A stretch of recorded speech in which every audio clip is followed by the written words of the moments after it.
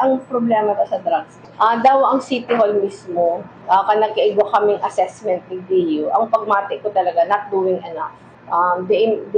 Nakukulangan akong maray sa programa kang syudad, pag-abot sa drugs. Pag enforcement kaya, PNP yan. Pero dapat si synergy kan si trabaho kang PNP sa City Hall, maray.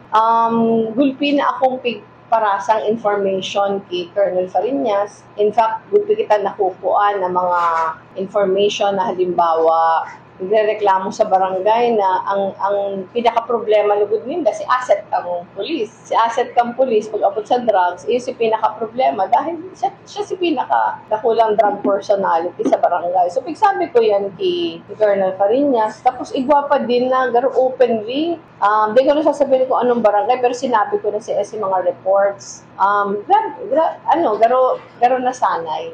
Ang mga high school students involved na sa drugs,